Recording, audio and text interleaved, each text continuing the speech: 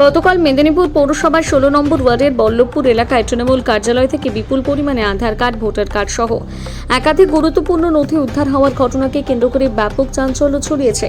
এই ঘটনার পর স্থানীয় বাসিন্দারা ১৬ নম্বর ওয়ার্ডের তৃণমূল কাউন্সিলর সুষময় মুখার্জির বিরুদ্ধে দুর্নীতির অভিযোগ তুলে বিক্ষোভ দেখান বিজেপির কর্মী সমর্থকেরা। ঘটনার তদন্তে নেমে মেদিনীপুর কোতোয়ালি থানার পুলিশ কাউন্সিলর সুষময় মুখার্জিকে গ্রেপ্তার করে। বুধবার তাকে মেদিনীপুর আদালতে পেশ করা হলে আদালত চত্বরে উত্তেজনাপূর্ণ পরিস্থিতির সৃষ্টি হয়।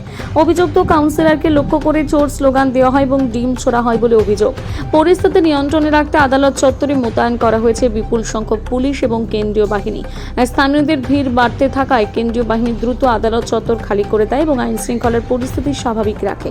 এদিকে আদালতে তোলার সময় সংবাদ মাধ্যমকে বলে সুষময় মুখার্জি তাকে রাজনৈতিক উদ্দেশ্য প্রণোদিতভাবে ফাঁসানো হচ্ছে। তদন্তের স্বার্থে পুলিশ 7 দিনের পুলিশ হেফাজতের আবেদন জানালে আবেদনের 3 দিনে পুলিশ হেফাজতের নির্দেশ দেয়। আগামী 19 তারিখ তাকে ফের আদালতে পেশ করা হবে।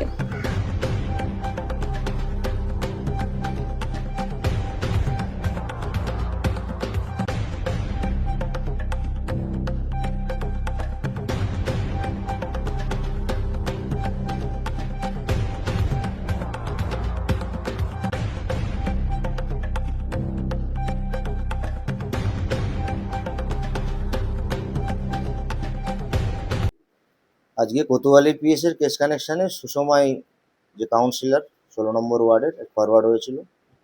এই কেসে সুসময় এবং উনি বর্তমান কাউন্সিলর এবং তার ওয়াইফ প্রাক্তন কাউন্সিলর দুজনের নামে এফআইআর হয়েছে। কমপ্লেনেন্টের অভিযোগ যে তার বাড়ি জবরদখল করে দীর্ঘদিন ধরে ওকে পার্টি অফিস তৈরি করেছিল এবং পার্টি অফিসের ভিতরে যে সরকারি ত্রাণ যেটা পাবলিকে ডিস্ট্রিবিউশনের জন্য সেগুলোকে ওরা জোর করে ওখানে মজুত করে রেখেছিল ইলিগালি। এই অভিযোগের ভিত্তিতে অ্যারেস্ট হয়ে প্রডিউস হয়েছিল আজকে সুসময়। পুলিশ 7 দিনের পুলিশ রিমান্ড পেয়ার করেছিল, 3 দিন অ্যালাউ হয়েছে, 19 তারিখে প্রোডাকশন হয়েছে।